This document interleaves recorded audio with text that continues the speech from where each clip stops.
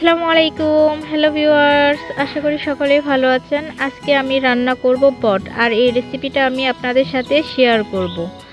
এজন্য আমি বাজার থেকে বট নিয়ে আসছি। নিয়ে আসার পরে এই বটগুলোকে আমি ভালো করে পরিষ্কার করে ধুয়ে নিয়েছি। বট অবশ্যই পরিষ্কার করে ধুয়ে নিতে হবে।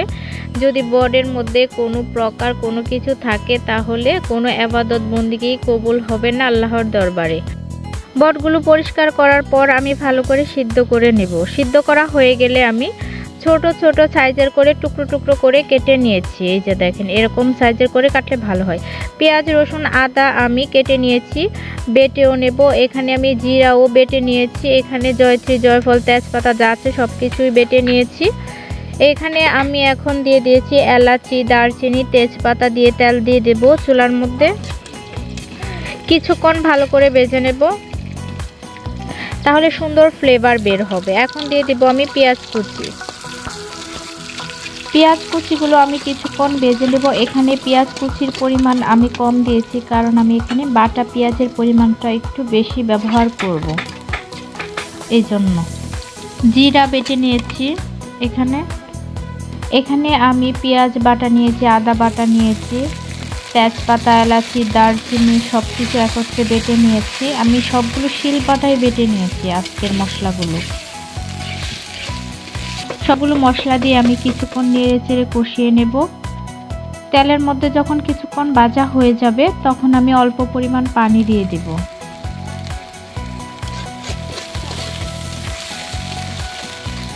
একটু নেড়ে চেড়ে ভালো করে ভেজে নিতে হবে। এখন দিয়ে দেব আমি মরিচ গুঁড়ো। এখানে আপনারা যা যা আপনাদের পছন্দ অনুযায়ী দিতে পারেন। দিয়ে দেব হলুদ গুঁড়ো, ধনিয়া গুঁড়ো। এখানের বেশিরভাগ মশলাই আমি শিলপাটায় বেটে ব্যবহার করেছি।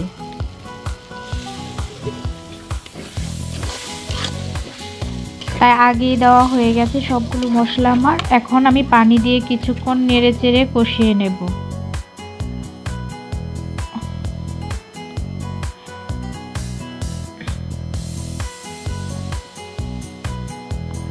একটু ভালো করে আমি নেড়ে চেড়ে কষিয়ে নিলাম। কষানো আমার হয়ে গেছে। দিয়ে দেব লবণ। লবণ দিয়ে আবারও একটু নেড়ে চেড়ে নেব। আর একটু পরিমাণ পানি দিয়ে দেব আমি মশলাগুলো ভালো করে কষানোর জন্য।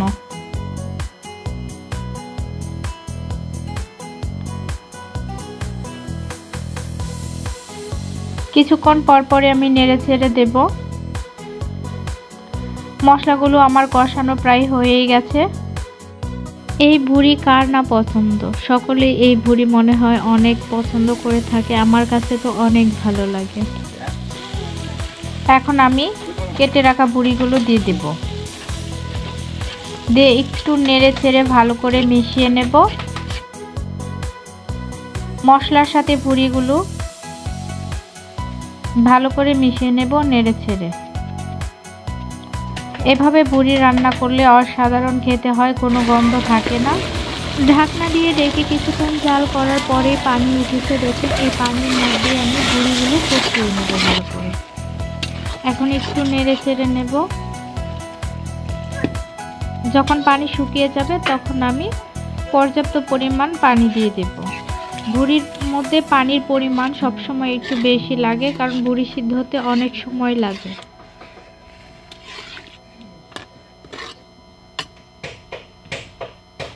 আমি আগে ভালো করে সিদ্ধ করে নিয়েছিলাম, তাই পানির পরিমাণটা আমি একটু কমই দিয়েছি। এখন ঢাকনা দিয়ে ঢেকে দেব।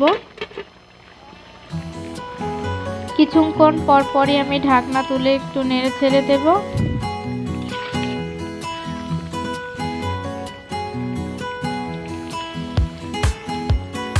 এভাবে আমি কিছুক্ষণ পর পরই ঢাকনা দিয়ে ঢেকে দেব। আবার ঢাকনা তুলে একটু নেড়ে ছেড়ে দেব। পানি শুকানোর আগ পর্যন্ত আমি এভাবেই নেড়ে ছেড়ে দেব আর ঢাকনা দিয়ে ঢেকে দেব। পানি দেখেন প্রায় শুকিয়ে গেছে। এখন আমি নামিয়ে আরেকটা কড়াইয়ের মধ্যে দিয়ে দিয়েছি। যেহেতু আমি ভুড়ি বাজার মতো করব মচমচে, তাই আরেকটা কড়াইয়ের মধ্যে আমি নিয়ে নিয়েছি।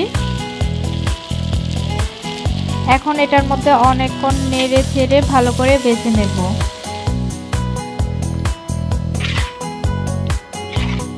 এইভাবে কিছুক্ষণ পরপরই নাড়াচাড়া করতে হবে, না হলে নিচে লেগে যাবে।